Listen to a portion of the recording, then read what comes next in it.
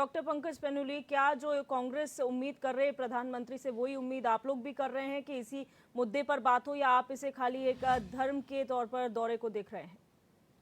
देखिए दिव्या जी, प्रधानमंत्री वो हमारे भी हैं, पूरे देश के प्रधानमंत्री हैं। और अगर हमारा प्रधानमंत्री हमारे स्टेट में आ रहे हैं तो उसका स्वागत है। बाहें फैला के उत्तराखंड प्रधानमंत्री जी का स्वागत करता है। और हमारी तो अतिथि देवो भव की परंपरा है, जो आएगा सबका वेलकम है। एक तो अगर वो प्रधानमंत्री के तौर पे आ रहे हैं, तो अगर वो बीजेपी के प्रचारक के तौर पे आ रहे हैं, बीजेपी के उसके तौर पे आ रहे हैं, तो फिर उनसे बहुत सारे क्वेश्चंस हैं। पहला क्वेश्चन ये है कि 2021 की आपने विजय संकल्प रैली में जो 18,000 की घोषणाएं की थी, 18,000 करोड़ की घोषणाएं की थी, वो कहाँ है? आपने जो स्मार्ट सिटी का हमारा 500 करोड़ रुपया वापस लिया है, वो कब दे रहे हो? तीसरा उनसे ये है कि गढ़वाली, कुमाऊनी और जौनसारी, आज 10 साल हो गए, आपने श्रीनगर में गढ़वाली का सहारा लिया, आपने हल्द्वानी में कुमाऊनी का सहारा लिया। उनको शेड्यूल 8 में कब ला रहे हो? उत्तराखंड के जो ओबीसी हैं, जो हरीश रावत की सरकार में ओबीसी का दर्जा जिन जिन विधानसभाओं को और जिन जिन क्षेत्रों को मिला था, उनको आप नेशनल में कब जोड़ रहे हैं? और प्रधानमंत्री जी अगर उत्तराखंड आए हैं तो उनका बहुत स्वागत है, लेकिन इनके जवाब दें। उसके अलावा जो है हरिद्वार मेडिकल कॉलेज के लिए पैसा आया था, वो कहाँ गया? क्या 2021 का था, वो प्रधानमंत्री जी ने घोषणा करी थी, वो कहाँ है? दूसरा, एक चाइल्ड फ्रेंडली सिटी देहरादून में बननी थी, वो कहाँ गई? देहरादून में ही जल आपूर्ति और ड्रेनेज के सिस्टम के लिए 700 करोड़ रुपए की घोषणा प्रधानमंत्री जी ने करी थी, वो कहाँ है? देखिए, अगर तो आप दौरा आ रहे हैं, आप जनसभाएं करेंगे, तो आपसे राजनीतिक सवाल भी पूछे जाएंगे। आपने केदारनाथ को एक अपना नया एक तरीके का मंच समझ लिया है, सियासी मंच। पिछली बार भी आप वहां पे आके और जो जो चीजें वहां पे चुनाव प्रचार हिमाचल के टाइम पे हो या फिर उससे पहले के टाइम पे हो, आपने करा है। अब आप केदारखंड को छोड़ के मानसखंड की तरफ को चले गए हो। उत्तराखंड का दूसरा पोर्शन, केदारखंड से जितना आपने माइलेज लेना था लिया, अब यहाँ पे क्वेश्चन हो रहे हैं, तो अब वो मानसखंड की तरफ को जा रहे हैं। अब वो जागेश्वर, बागेश्वर, पिथौरागढ़, और ये अगर आप पिथौरागढ़ ये उस तरफ को जा रहे हैं, पिथौरागढ़ में अगर प्रधानमंत्री जी जा रहे हैं, तो प्रधानमंत्री जी से क्वेश्चन है कि जो वहां पे एयर स्ट्रिप है, जो हम 2-3 बार घोषणा कर चुके हैं हमारे मुख्यमंत्री और उड्डयन मंत्री, कि वहां पे रेगुलर फ्लाइट चलेंगी, वो कब से चलेंगी? वो स्ट्रिप, जो एयर स्ट्रिप है, वो कब हमारे लोगों को पिथौरागढ़ से देहरादून जोड़ेगी? कब देहरादून, पंतनगर और पिथौरागढ़ की वो जो हवाई यात्रा है, जो आज हमारे लोगों को 2-2, 3-3 दिन लग जाते हैं जानने में, तो वो कब आप उसको सरल करोगे? इसके अलावा प्रधानमंत्री जी ने उत्तराखंड का यूज तो बहुत करा, उत्तराखंड को उसके बनस्पत दिया क्या? जैसे मोहन काला जी बोल रहे थे कि उतनी सारी योजनाएं, अंकिता की बात है, पेपर लीक की बात है, बहुत सारी चीजें हैं जो स्थानीय मुद्दे हैं, जिनको इसमें लगातार विपक्ष के थ्रू और प्रधानमंत्री जी को इनमें सरकार से बोल रहे हैं, लेकिन सरकार की जू नहीं रेंग रही है, तो प्रधानमंत्री जी को इस पे इंटरवीन करना चाहिए। और जब आप उत्तराखंड आ रहे हो तो ये सारी क्वेश्चंस आपसे होंगे।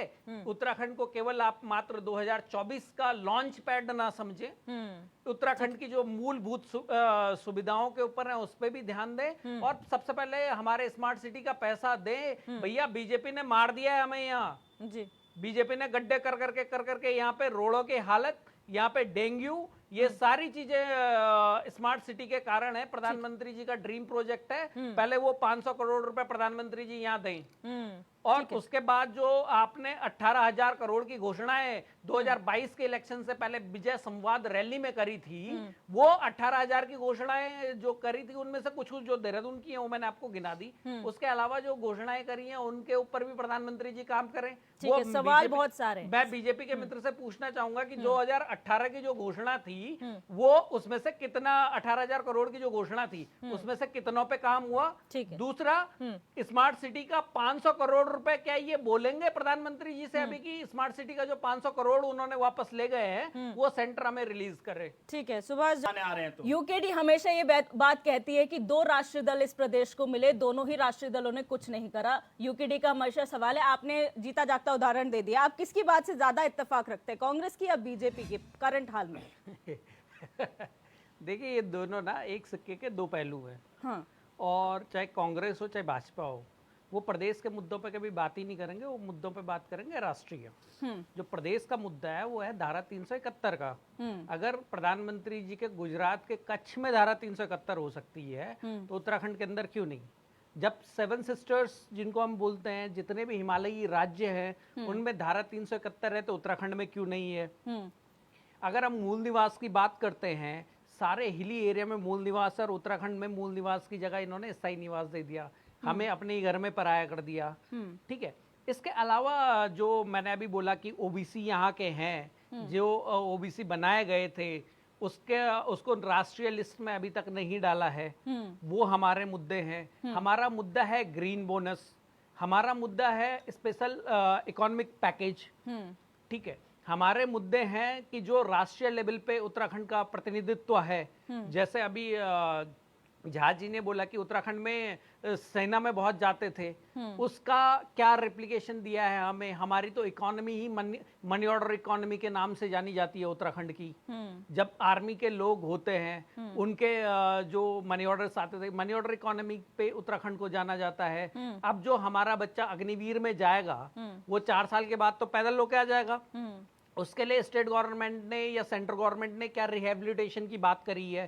12-20 लाख रुपए मिलना बहुत, आज की डेट पे वो पैसे की कोई वैल्यू है नहीं। लेकिन अब कल डिबेट में यही बात हुई थी कि अब मनी ऑर्डर छोड़िए, अब फॉरेन से पैसा आ रहा है, जहां पर फॉरेन से यहाँ का टैलेंट जा रहा है तो वो यहाँ पर भेज रहे हैं पैसे। किस फील्ड में जा रहा है आप बताइए ना मुझे। आप किस फील्ड में जा रहा है? होटलियर्स हैं हमारे मैक्सिमम। आईटी में भी जा रहे हैं। आईटी में कितना परसेंट है बता दीजिए। आईटी में भी जा रहा है, 1 या 2% से ज्यादा नहीं है। सभी सेक्टर्स में जा रहा है। ठीक है, 1-2% से भी ज्यादा नहीं है। ठीक है, पूरे देश में अगर 2% है तो उसको बढ़ाया जाएगा ना, टेक्नोलॉजी बढ़ाया जा सकता है उसको सकारात्मक सोच रखो कि उसको बढ़ाया जाएगा। आईटी नीति, अच्छा ठीक है, मैं इसी पे आता हूँ। आईटी सेक्टर की आपने बात करी, मैं आईटी सेक्टर की बात करता हूँ। उत्तराखंड वाहिद स्टेट था जिसके अंदर आईटी का अपना एक बजट का सेगमेंट होता था। कहाँ गया वो? 120 करोड़ का सेगमेंट था हमारा, कहाँ गया वो आज की डेट पे कोई सेगमेंट नहीं है। आईटी पार्क की आप हालत देख लें, यहाँ पे लगातार कंपनियां बढ़ रही हैं, आप जाके देखना वहां पर लगातार कंपनियां बढ़ रही हैं, लगातार कंपनियां बढ़ रही हैं, लगातार बिल्डिंग वहां पर बन रही है, नए लोग वहां पर आ रहे हैं और भी आईटी पार्क बन रहे हैं। एक आईटी पार्क में काफी सारे आईटी पार्क बनने जा रहे हैं। आप देखते रहना, निकट भविष्य में आईटी पार्क बहुत सारे बनेंगे और उत्तराखंड टेक्नोलॉजी का हब बनेगा। देखिए, आप अगर आपके पास फैक्ट है तो फैक्ट पे बात कीजिए। मैं फैक्ट पे बात कर रहा हूँ, बोगस बात कर रहा हूँ, मैं फैक्ट पे ही बात कर रहा हूँ।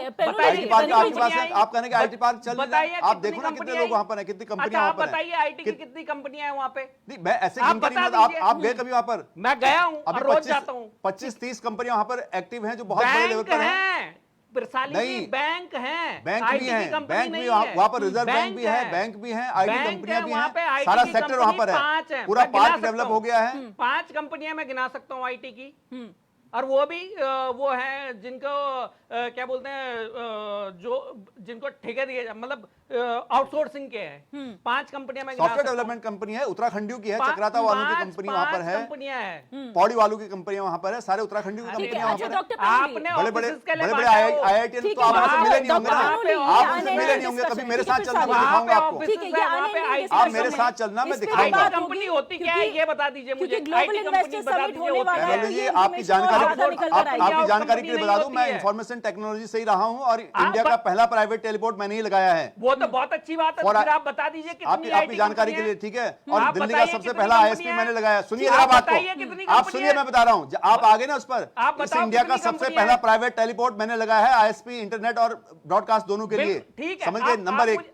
नंबर 2, दिल्ली का सबसे पहला आईएसपी मैंने लगाया है, ठीक है। आपने नहीं लगाया है। इस इंडिया में पहली टेक्नोलॉजी जो वर्चुअल सेटअप की है, वर्चुअल, मैं उसमें लीड रोल में रहा हूं भाई, मैं लीड रोल में रहा हूं, मैं, मेरा सेक्टर ही वही रहा है, मेरा सेक्टर वही रहा है, मैं सॉफ्टवेयर डेवलपर रहा हूं, मैं सब कुछ रहा हूं। मेरे को मत सिखाइए आईटी के बारे में, जानकारी नहीं है तो। आपने नहीं लगाई, आप दोनों शांत हो जाइए। आईटी मैं कंपनी का एम्प्लॉय था तभी तो हम लगाया ना, मैं लीड रोल में था, मैं लाने वाले हम थे। टेक्नोलॉजी टेक्नोलॉजी लाने वाले हम थे। ठीक है, एक मिनट शांत हो जाइए। टेक्नोलॉजी कौन डॉक्टर लाया? पेनुली, हम तो लाए। इससे पहले जब ग्रीन तो प्रधानमंत्री का विरोध नहीं है भैया। हम तो ये कह रहे हैं कि हमारी स्मार्ट सिटी के 500 करोड़ रुपए कब दोगे? जो हमारी नालायक सरकार ने काम का डिले करते हुए गंवा दिए थे, प्रधानमंत्री जी से हाथ जोड़ के विनती है कि वो 500 करोड़ रुपए दे दो, हम कुछ तो काम करें।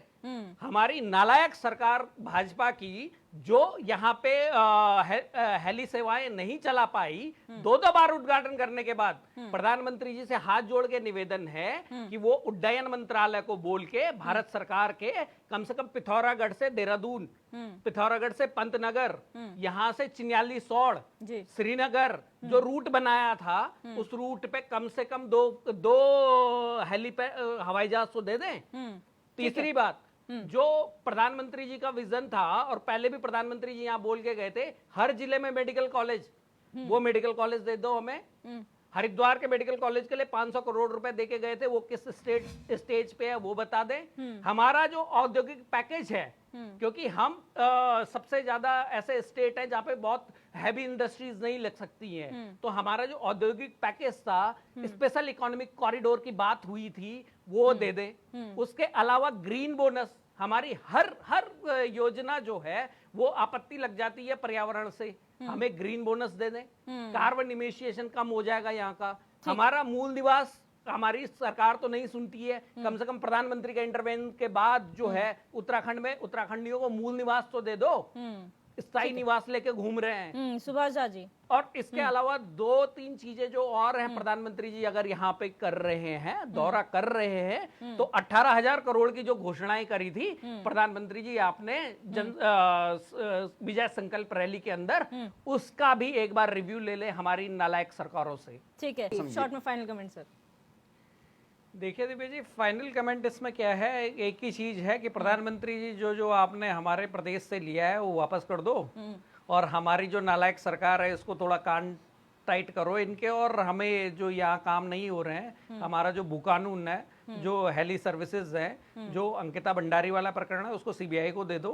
ये हमारी मेन प्रधानमंत्री जी से उम्मीदें हैं, लेकिन अक्सर ये उम्मीदें ही रहती हैं, क्योंकि प्रधानमंत्री जी 18,000 करोड़ का वादा करके आए थे, वो वादा कहाँ गया अभी तक बीजेपी के प्रवक्ता ने नहीं बताया कि 18,000 करोड़ रुपए का ब्यौरा क्या है। दूसरी बात, अभी यहाँ पे जो है, मैं पिछली बार भूल गया, यहाँ पे बात हुई थी इन्वेस्टर समिट की। इन्वेस्टर समिट में ही हमारा भू कानून गया था 2018 में, और अभी तक हम उसकी बाट जो रहे हैं कि कब आएगा। और 1,20,000 करोड़ के एमओयू, 119 एमओयू उसमें टूरिज्म के थे, 71 हेल्थ के थे, 22 आयुष के थे, 19 पावर के थे, और 10 या 15 उसमें जो थे एनर्जी सेक्टर के थे। तो ये एमओयूज हमारे कहाँ हैं? प्रधानमंत्री जी जरा हमारे मुख्यमंत्री से पूछेंगे तो ज्यादा बेटर रहेगा। ठीक है, सुभाष झा जी